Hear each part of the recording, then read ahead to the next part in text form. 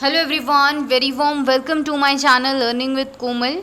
तो आज की वीडियो में स्टडी करेंगे कॉस्ट अकाउंटिंग स्टैंडर्ड बोर्ड के बारे में।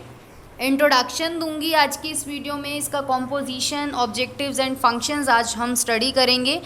एग्ज़ाम में इसका क्वेश्चन पूछा गया है, प्रीवियस ईयर क्वेश्चन पेपर अगर आप देखेंगे तो ये क्वेश्चन काफ़ी ज़्यादा इम्पॉर्टेंट है।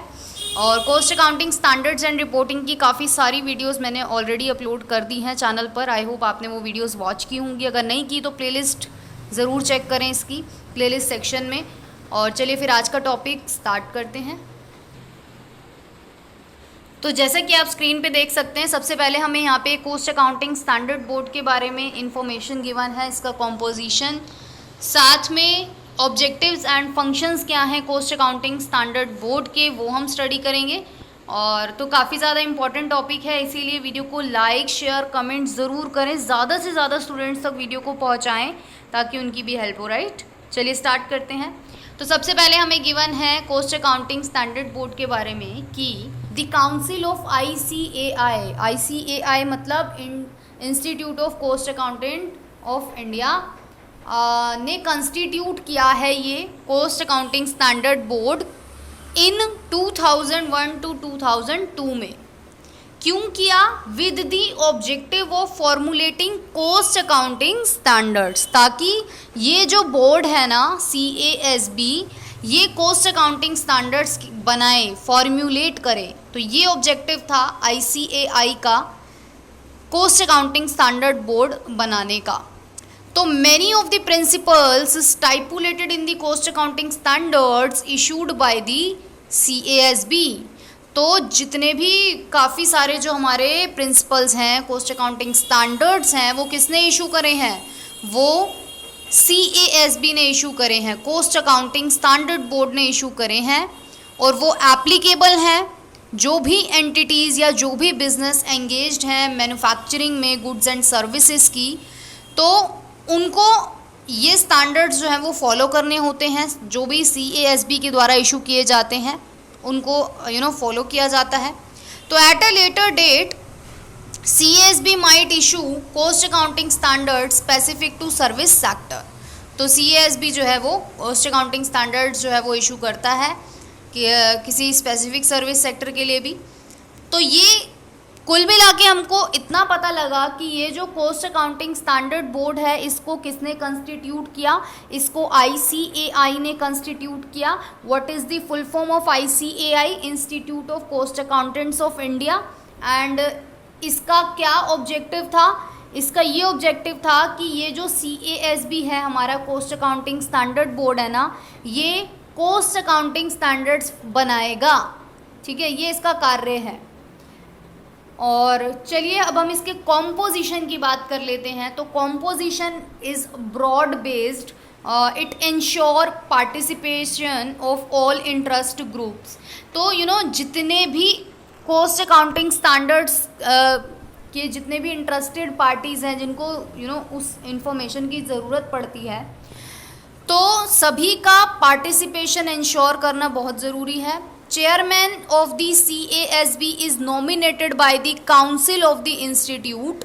तो जो भी CASB का चेयरमैन होगा वो काउंसिल के द्वारा नॉमिनेट किया जाएगा। और CASB में हमारे 32 मेंबर्स होते हैं, which 6 are nominated by the ICAI। और 6 मेंबर कौन नॉमिनेट करता है? Institute of cost accountant of India. तो रिमेनिंग जो 26 मेंबर्स होते हैं वो कौन होते हैं, वो आप इसके बारे में हमको डिटेल गिवन है। Number 1, 4 from government of India, मतलब बाकी के जो 26 हैं उनके बारे में लिखा है कि वो बाकी के 26 मेंबर कौन से होंगे CASB के। तो 4 फ्रॉम गवर्नमेंट ऑफ इंडिया, यानी कि 4 मेंबर्स गवर्नमेंट ऑफ इंडिया से होंगे। Each one from MCA adviser cost, मतलब जो है MCA एडवाइज़र कोस्ट से होंगे, central board of excise and custom से होंगे। तो ये जितने भी हमारे CBDT लिखा है, central board of direct taxes, तो इनके मेंबर्स चुने जाएंगे। तो 4 मेंबर्स जो होंगे वो गवर्नमेंट ऑफ इंडिया के द्वारा होंगे। 2 मेंबर्स जो होंगे वो इंस्टीट्यूट फ्रॉम लीडिंग कंपनीज, मतलब ऐसी कंपनीज जो लीड कर रही हैं इस टाइम पे, बहुत अच्छी उनकी मार्केट वैल्यू है, इस टाइम उनका नाम है। तो उनके 2 मेंबर CASB का क्या होंगे? मेंबर बनेंगे। 4 नॉमिनीज फ्रॉम रेगुलेटर्स, तो ये हमारे 4 नॉमिनीज चुने जाएंगे रेगुलेटर्स से। Regulator like CAG, RBI, try, SEBI, ये सब आपने पढ़ा हुआ है ना, IRDA। तो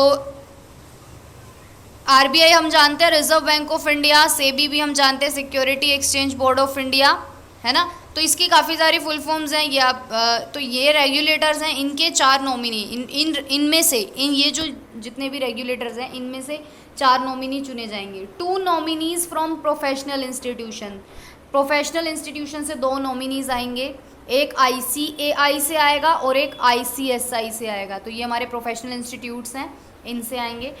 3 नॉमिनीज आएंगे इंडस्ट्री एसोसिएशंस के लाइक CII, PHDCCI, FICCI, तो 3 नॉमिनीज यहाँ के होंगे। 2 नॉमिनीज अकेडमिक इंस्टीट्यूशन से होंगे, 4 एमिनेंट प्रैक्टिसिंग मेंबर्स होंगे इंस्टीट्यूट के, और 2 एमिनेंट पर्सन हैविंग नॉलेज, मतलब 2 ऐसे पर्सन होंगे जिनके पास नॉलेज है, जिनके पास एक्सपर्टीज़ है किस चीज़ का, कोस्ट एंड मैनेजमेंट अकाउंटिंग का। और 3 परमानेंट इन्वाइटीज़ फ्रॉम प्रोफेशनल बॉडीज़, तो जो प्रोफेशनल बॉडीज़ हैं उनके 3 परमानेंट इन्वाइटीज़ आएंगे ऑब्जर्वर के तौर पे फ्रॉम नेबरिंग कंट्रीज़, लाइक हो सकता है श्रीलंका, बांग्लादेश, है ना। तो quorum of the board is 8 members, और जो भी क्वारम होगा बोर्ड का उसमें 8 मेंबर्स होंगे। And terms and period of appointment is decided by the council, कि क्या अपॉइंटमेंट का पीरियड रहेगा, क्या उसकी टर्म्स रहेंगी, ये काउंसिल के द्वारा डिसाइड किया जाएगा। और हमारा CASB का जो कॉम्पोजिशन है वो काफ़ी ज़्यादा वाइड स्प्रेड है, जिसमें अलग इकोनॉमी के काफ़ी इम्पॉर्टेंट सेक्टर्स से रिप्रेजेंटेटिव चुने गए हैं, है ना। तो अभी हमने पढ़ा ना, ये सारे क्या हैं, बहुत ही इम्पोर्टेंट सेक्टर से चुने गए हैं members. And inclusion of 3 representative from the SAARC, SAARC आप जानते हैं ना 8 कंट्रीज से मिलके बना है, east Asian company east Asian countries होती हैं इसमें हमारी, तो उसमें से भी 3 रिप्रेजेंटेटिव्स हैं CASB के में आएंगे members. The output of the broad based board is likely to serve the stakeholder more objectively and free from bias. तो अब ये जो बोर्ड बना है कॉस्ट अकाउंटिंग स्टैंडर्ड बोर्ड, ये स्टेक होल्डर्स की सर्विसेज के लिए बना है, ताकि उनकी हेल्प के लिए बना है ना। स्टेक होल्डर्स लाइक जो भी मैनेजमेंट हो गया, इंडस्ट्रीज हो गई, गवर्नमेंट हो गई, ये सारे स्टेक होल्डर्स होते हैं। तो फ्री फ्रॉम बायस बोला गया है, क्यों? क्योंकि हमने हर सेक्टर से मेंबर्स चुने हैं, तो यहाँ पे बायसनेस की कोई गुंजाइश होती नहीं है। और objectives cost accounting standard board का क्या है? डेवलप करना high quality cost accounting standards, कि भाई जो है हाई क्वालिटी का कॉस्ट अकाउंटिंग स्टैंडर्ड्स जो है उनको डेवलप करना है। To enable the management to make informed decision, management को एक तरीके का फैसिलिटेशन देना है ताकि वो डिसीजन ले पाएँ। Secondly, the standard are intended to enable regulator to function more effectively. तो दूसरी ओर बात की गई है कि स्टैंडर्ड्स का जो इंटेंशन है वो क्या है, कि जो भी रेगुलेटर्स हैं वो ज़्यादा इफेक्टिवली फंक्शन कर पाएँ, अपना कार्य कर पाएँ। और वो कैसे होगा? जब हम कॉस्ट अकाउंटिंग प्रिंसिपल्स का इंटीग्रेशन करेंगे, उनको सरल बनाएंगे, उनको स्टैंडर्डाइज करेंगे उनकी प्रैक्टिसेस को। अब आते हैं हमारे objectives and functions of cost accounting standard board. तो ऑब्जेक्टिव अभी हमने पढ़ ही लिया है कि ऑब्जेक्टिव ऑफ CASB क्या है, high quality cost accounting standards develop करना है और मैनेजमेंट को अनेबल करना है ताकि वो डिसीजन ले पाएँ अच्छे से, और अनेबल करना है रेगुलेटर्स टू फंक्शन ताकि ज़्यादा से इफेक्टिवली कार्य हो पाए, वही सब जो अभी हमने स्टडी किया।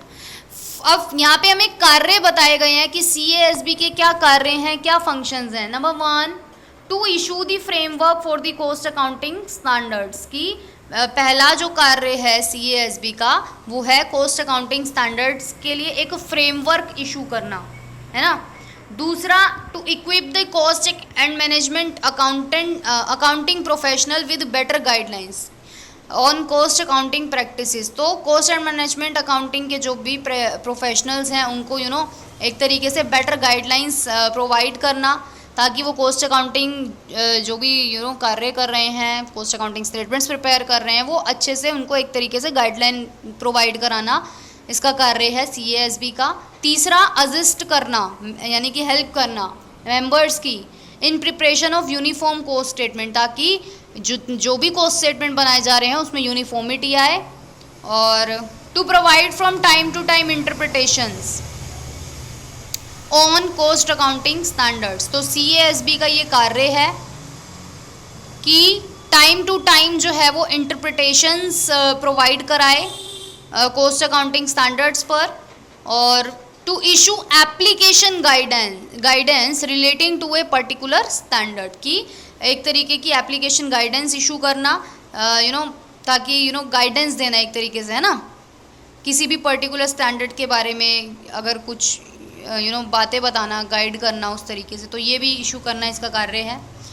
To propagate the cost accounting standard and to persuade the user to adopt them in the preparation and presentation of general purpose cost statement. तो जो भी कोस्ट अकाउंटिंग स्टैंडर्ड्स बनाए जा रहे हैं, यूजर्स जो है उनको आसानी से अडॉप्ट कर पाएँ, उन general purpose cost statement prepare कर पाएँ, प्रेजेंट कर पाएँ, तो उसमें भी हेल्प करता है CASB। और to persuade the government and appropriate authority to enforce cost accounting standard, की ये गवर्नमेंट को और जो भी अथॉरिटीज़ हैं बड़ी बड़ी उनको भी ये एनफोर्स करता है कि वो कोस्ट अकाउंटिंग स्टैंडर्ड्स जो है वो फॉलो करें और इसके अडॉप्शन को सरल बनाएं। इंडस्ट्रीज़ जो है इसको अडॉप्ट करें, कॉरपोरेट एंटिटीज़ जो भी हैं, बिजनेसेस जो हैं वो इसको फॉलो करें, इसके द्वारा बनाए गए स्टैंडर्ड्स को, ताकि कोस्ट अकाउंटिंग प्रैक्टिसेस में एक स्टैंडर्डाइजेशन आए, है ना, सही ढंग से कोस्ट अकाउंटिंग की प्रैक्टिसेस हो, कोस्ट अकाउंटिंग स्टैंडर्ड्स को अच्छी तरीके से फॉलो किया जाना चाहिए।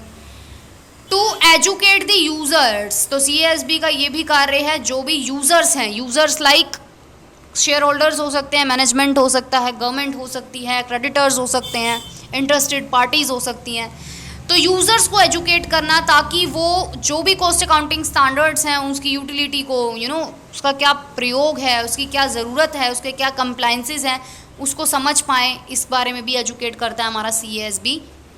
तो ये था आज का टॉपिक, काफ़ी ज़्यादा छोटा था, बट क्योंकि यही टॉपिक अवेलेबल है, चाहे आप इंटरनेट पे देख लीजिए, चाहे आप बुक्स पे देख लीजिए, यही वाला टॉपिक ही अवेलेबल है हर जगह, और इससे ज़्यादा इसका टॉपिक नहीं था।